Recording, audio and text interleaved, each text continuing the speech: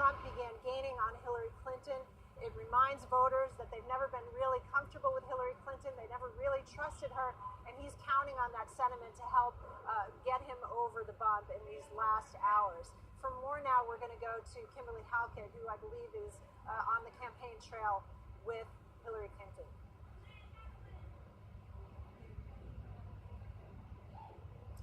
That's right, Kristen. I'm actually here in Philadelphia, where Hillary Clinton will be later on today, but she won't just be here by herself. She's going to be here with Chelsea Clinton, her daughter, former President Bill Clinton, and also Michelle Obama and President Barack Obama. Why are they going to be in Philadelphia? It's very symbolic. This is known in the United States as the birthplace of democracy, and you can see there's already a lot of people behind me that are starting to stream in. This place is going to be packed. What's so symbolic and special about Philadelphia is this is where the founding fathers signed the Declaration of Independence 240 years ago, and it's the belief of the Clinton campaign that it's a fitting location for Hillary Clinton to deliver her closing arguments on the eve of an election that they believe is the most consequential in a lifetime. Hillary Clinton expected to lay out not just here in Philadelphia in front of the crowds, but also on primetime ads that she will be placing, 2-minute-long ads. She's going to make the argument for the American public that she offers the best hope for their future, the future of the United States that is inclusive, in contrast to what she says is Donald Trump's dark and divisive policies. But there are some concerning things that are occurring for the Clinton campaign. Well, she has basically held on to her front-runner status. She's not seeing in the early voting numbers the large number of African Americans that came out for Barack Obama in 2008 and 2012. So she's also releasing an online ad targeted specifically to African American voters. And what she's making is the case that African American voters are really the best hope for stopping Donald Trump. Expect that Barack Obama will also be making that case, as he also lays out why he believes Hillary Clinton is the best person to carry on his legacy as America's first black president, and also his policies.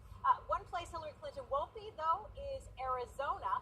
That's because, well, it is typically a Republican stronghold. For the first time, it looks like it could be a pickup for Hillary Clinton, the Democratic category. And that is where my colleague, Teresa Bow, is standing by for more. Teresa.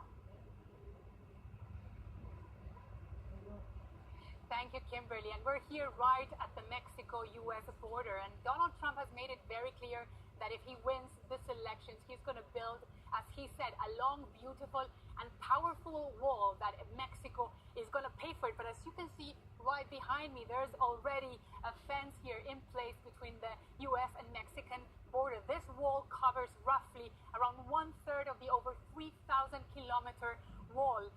This fence here cuts right through the city.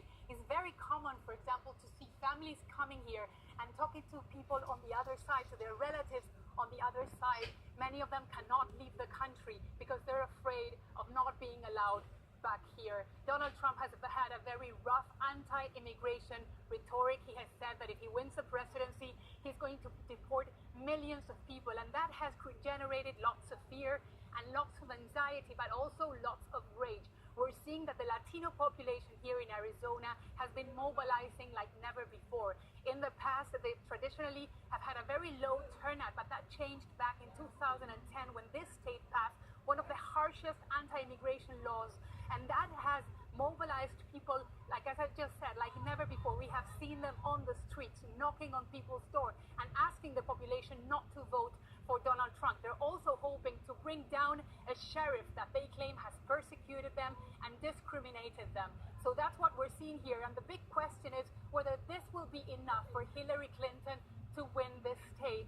And until a few days ago, the race here was very, very tight. We're seeing that Donald Trump has started to pick up in the last few days, because when you walk around, when you go around through Arizona and talk to people, there's also other worries. People are very afraid about the increasing prices of their health bills.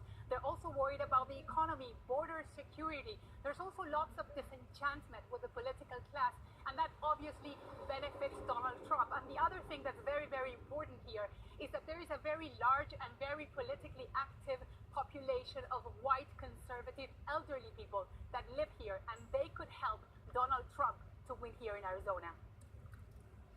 All right, Teresa, bringing us all the latest there from Nogales on the border with Mexico.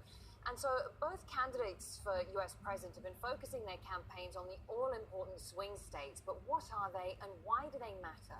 Rob Matheson explains.